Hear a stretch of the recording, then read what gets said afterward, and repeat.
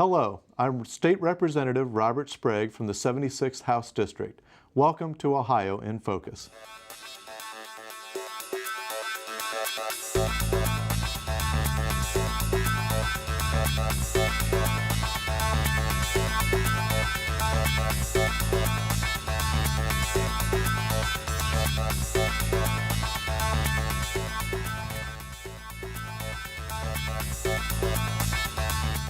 Hello and welcome to this edition of Ohio in Focus, a program that brings state government to you.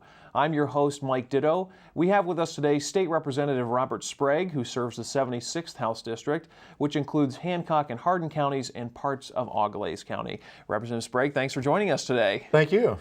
So you've been appointed to the Ohio House. You filled a vacancy after then Representative Cliff Height left the House. Tell us a little bit about your background and your history in local government and why you decided to seek the appointment here to the State House. Sure. Well, I was thrilled to be part of that appointment process. It was a grueling process, but a very good one. They did a thorough job, I thought. I initially started out, I lived in Findlay, Ohio as a kid, grew up and went through the public school system and went down and graduated from Duke University with my mechanical engineering degree. Went and worked for Ernst & Young for a while in Atlanta and then went overseas to Hong Kong and Singapore. And then eventually, when I had a family, found my way back to my hometown of Findlay, Ohio, and came back specifically to serve in public service. And when I returned, I ran for city auditor for the city of Findlay. And while I was as city auditor, we had several events that kind of shaped my interest in public service. The first of which was we had a 100-year natural disaster in our city, the flood of 2007. And so that brought with it some financial challenges as well as some logistical challenges. We had to rebuild portions of the city infrastructure, and then we went immediately into the recession. And so those two events galvanized my interest in public service. And dealing with some of the things as city auditor, I noticed that there were some issues that I'd like to tackle at the state level. And so that's how I got interested in the appointment process for state representative. And the process was, as I say, grueling, but very rewarding in that I got to meet some fantastic people. They asked me very tough questions during the interview process, wanted to know about my background, the type of skills and knowledge that I brought to the table, and also my views on a wide range of subjects. Now, beyond your own qualifications for the office, you actually have an interesting family history within the legislature. I do, and that kind of inspired me toward public service. My great-grandfather was congressman from our district and actually served in the Ohio House in 1905. His son, my grandfather, served from 1954 to 1968 in the Ohio House. But in no way do I think that entitles me to public office. It's just that part of my family history. I grew up admiring my grandfather and his commitment to public service, and so I wanted to see if I could make a contribution. That's a very neat coincidence, really, and I'm sure that the caucus is very glad to have you here. Tell us about some of the committees that you serve on currently in the General Assembly. Sure. I'm pleased to be serving on the State Government and Elections Committee, which is a committee that has fascinating topics come before it. Everything from elections reform, which we recently tackled, to liquor license permits, just a wide range of topics. And I also sit on the Criminal Justice Committee. Deals with our criminal justice system, our court system, our jails, our prisons, and then I also sit on the Insurance Committee. That's been a fascinating committee to sit on as well, particularly as we consider some of the things that are happening within the insurance industry and the Bureau of Workers' Comp. So. Excellent. Now, we have 99 House districts in the state of Ohio, and every district seems to have something that is an issue that's facing them right now, and a lot of people have said that jobs and the economy are the #1 issues. Is that true in your district? And if so, or if not, what are the issues most pressing in the 76th? No, I think economic development is absolutely the #1 issue in our district. We're starting to see a revival, though. I mean, you can definitely see that there's hope on the horizon. Jobs are starting to be created again in our district. My district has a strong agricultural bent. We're probably maybe the second or third most agriculturally focused district in the Ohio House of Representatives. But we also have a strong industrial base. We have Cooper Tire and Rubber in Findlay, Ohio. That's Findlay's largest employer. Marathon Oil Company, which is also probably a Fortune 50 to Fortune 30 company, depending on the day and the price of the products. And so we have some fairly large Fortune 500 companies in our district as well. Just to kind of go back to the economic development, we're seeing both those larger companies begin to add jobs as their production begins to ramp up. And like a lot of other Northwest Ohio communities, we have a very strong automotive parts base. And we're seeing a rebound in automotive sales, and that's trickling down to the automotive parts manufacturers. They're starting to see a rebound as well. They're adding jobs. And then we've had a couple of recent wins. One is a company from Germany, actually, that creates a balancing system for drivetrains. And they're going to add 85 jobs in our district. So we're starting to see new companies come to Northwest Ohio. And so I think that the number one issue is jobs, certainly. But we have a couple of other issues, particularly in my district. As I mentioned before, agriculture is very important to our district, along with the soil and water districts and all those services like the OSU extension that supports the farmers and the agricultural industry. And then also, my district in particular is very pro-life. The sanctity of life is very important in my district. And other kind of conservative social issues such as gun rights. On that topic, this legislature has been fairly busy with a number of job-related bills, but concurrently has been working on a number of, as you said, social issue items for this agenda.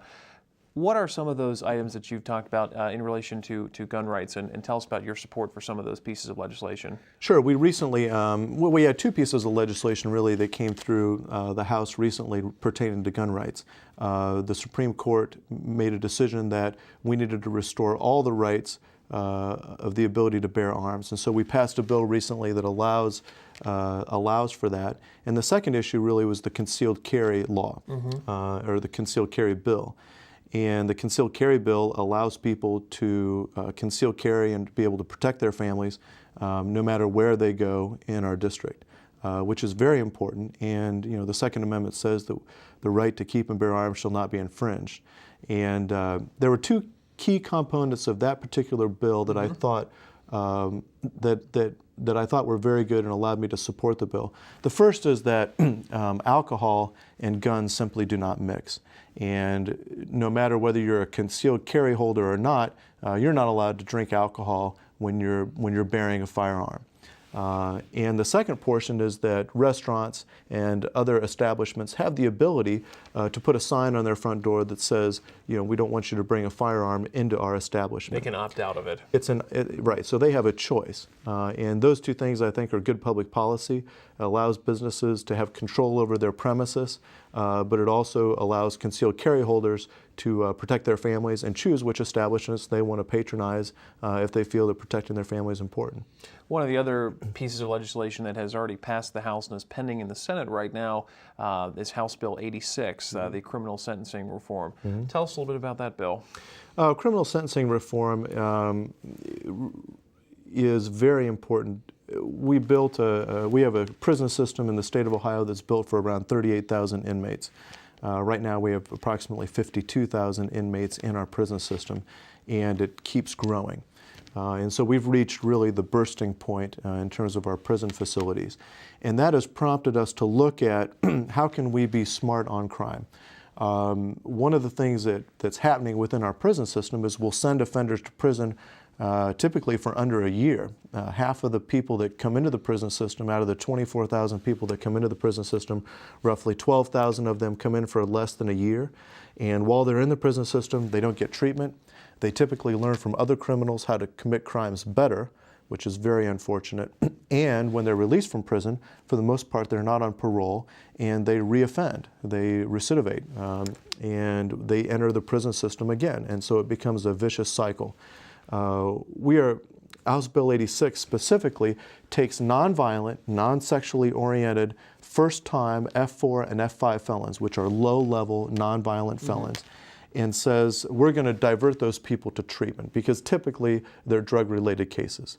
We're going to divert those people to treatment, see if they can get help, see if they can treat their drug addiction or their problem, instead of sending them to prison and helping them learn how to commit crimes better. Most people probably don't know what a typical day is like for a state legislator. Maybe there isn't a typical day for you, but maybe you could share with your constituents back home what it's like when you're down here in Columbus and not back in the district. Sure. Well, a typical day is I wake up early on a Tuesday. I'll drive down to the State House and immediately go into committee meetings. I'll have committee meeting in the morning, and then in the session in the afternoon, we'll have caucus in between there where we talk about the bills among the Republican legislators. Then we'll have a session where we actually vote on the bills and debate bills on the floor. After session, we typically go to another caucus meeting. There'll be some educational pieces or work to do back in my office that I've got to catch up, read bills, educate myself on different topics, respond to constituent concerns. And then in the evening on Tuesdays, we have another caucus meeting among the Republican legislators. And then after that, I basically go to bed, I stay overnight, and come back and do it all again on Wednesday morning. And then sometime on Thursdays, I'll come back to the State House. But on Mondays and Fridays, I'm always back in the district, meeting with constituents, meeting with public officials, and trying to represent their views down here in Columbus. How's your family responded to your schedule? It's been a challenge. I've got 4 little boys. My oldest is 9, so I have 9, 7, 5, and 2. Oh my gosh! And we have another one on the way. Congratulations! Thank you. So we have a little girl due in August, and so we're very pleased about that. But as we start to get into a routine as a family, it's been okay. Typically, I'm gone on Tuesday nights, but I was still able to coach Davis's soccer team. We just practice on Monday nights and Thursday nights, and the nights that I was able to be back in the districts. And so we're working on it. And it's a challenge, but we're managing. Well, good. On the topic of family and children, you mentioned earlier that your district considers themselves very pro-life, and there have been a number of legislative initiatives on that issue. Any in particular that you're supportive of, or are there all of them that you are supportive of? Yeah, well, one of the pieces of legislation that I particularly like is the heartbeat bill. The heartbeat bill basically says that once the baby's heartbeat is detected, that's a very good indicator that it's viable. It's a viable fetus. It's a viable baby, and it protects. It protects life from then on, and prevents abortions from once the baby's heartbeat is detected. And one of the things that I didn't realize until I became a state legislator is that the court, really a lot of these decisions revolve around what the court does and the court decisions. And the court has, particularly even in Roe v. Wade, one of their deciding factors is whether or not the baby is viable. And so while it'd be great to outlaw all abortions from conception, the court has prevented us from doing that. And so we've got to take small bites of the apple, and one of the bites is to try to push the time back from when we can protect babies to the earliest time possible. And I think the heartbeat bill is a step in the right direction. We've only got about 1 minute left here, and I've asked a lot of our guests on this program what they enjoy most about being a state legislator. Have you found just 1 or 2 things that you particularly enjoy about the job since you've been appointed? I'll tell you, one of the best days I've had down here as a legislator was regarding the criminal justice bill. I went back and talked with a lot of the criminal justice, the prosecutors, the defense attorneys, and the judges back in my district. And they said, look, there's a problem with this piece of legislation. One of the issues is, what do we do if people violate bond? If they violate the bond, they're clearly not amenable to any sort of community control sanctions, and we really think you need to take a look at that. And I was able to offer up an amendment in the Criminal Justice Committee to that effect. And that was very satisfying, being able to take a concern specifically for my district that I thought was a good piece of public policy for the entire state, and be able to work that amendment and convince other legislators that this was the right thing to do.